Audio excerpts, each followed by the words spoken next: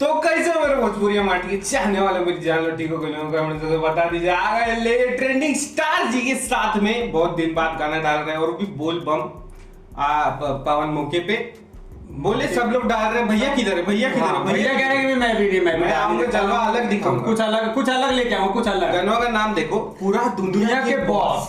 इनके बड़ के भैया भी टी सीरीज पे डाले बोल बम पे भैया और छोटके भैया टी सीरीज आ गए दोनों को लेते हुए टी सीरीज बहुत स्मार्ट है। लेटेस्ट भोजपुरी कन्वर गीत वहां पे भी कन्वर बजा वो भी कन्वर था लाल अहिरान किंग यादव। आइए देखते हैं वीडियो स्टार्टिंग का फ्रेम देख के मेरी फट रही है भाई कैसा विजुअल है भोले बाबा का। हर हर महादेव हर शंभू इतना विदेशी है ना क्या बात है।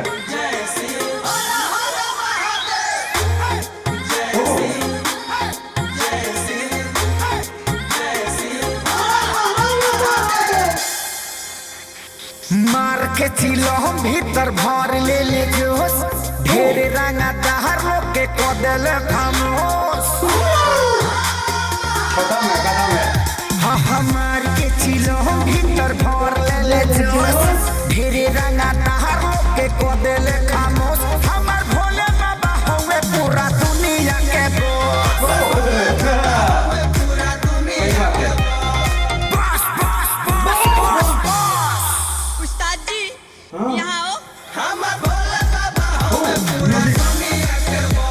डिस्को बना दिया। क्या बात है।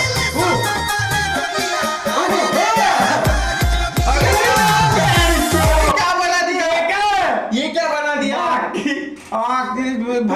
कुछ अलग कर दिया यार। लेट आके ये सब हिला डाला पूरा हिला डाला। दुनिया का बॉस दिखा दिए कैसे बॉस इसको बोलते बॉस के साथ में पावर मिल जाएगा। पूरा दुनिया के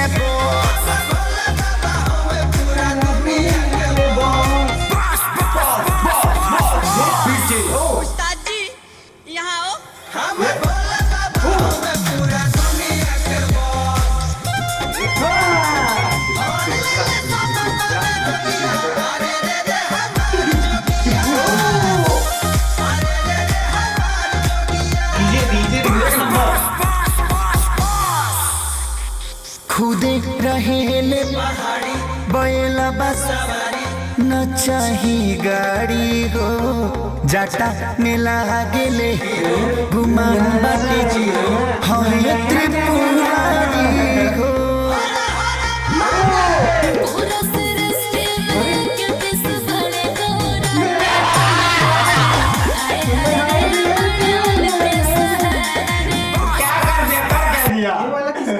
भैया का नहीं है पहले वाला एकदम मतलब 2-3 गाना पूरा कर रहे हैं एकदम। और इससे पहले वो वाला गाना था क्या कहते हैं घर जला मेरा बस न चाही गाड़ी हो जाटा मेला गेले घुमान बाटे हवे त्रिपुरारी हो।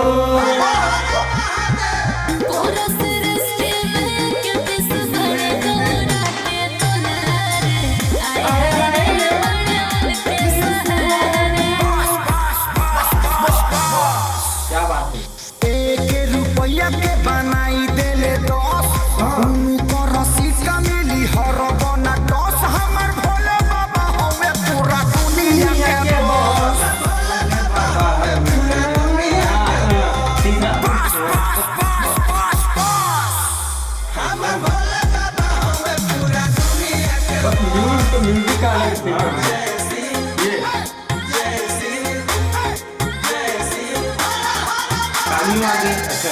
नहीं बोल जे भी घमंड करे तो देह लेना मारे ले तेरा सुलहे से कालू के होंगे वो कहाले पूजा ले गेंदा फूलावे से।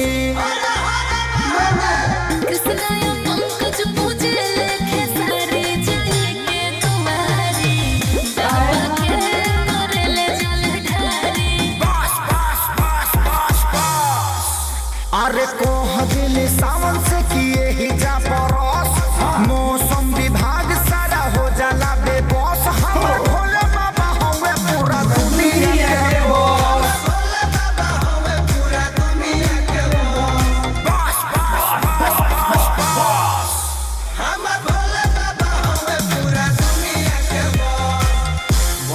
पार्टी सॉन्ग पूरा पूरा पूरा हनी सिंह का बाइक फेल का ट्रांस वाला म्यूजिक यार ये धाक धुक डीजे बीजे और फिर म्यूजिक भी दिया, खतरनाक दिया, देसी भी मिक्स हो जा रहा है, सब मिक्स और हो जा रहा है। 3 गाने का रेफरेंस मतलब, दिए, हाँ, 3 दूसरे गाने। का भी खुद का भी सब जगह पे। पर अच्छा है, मतलब दिखा दे कि पूरे दुनिया के बॉस ही हैं।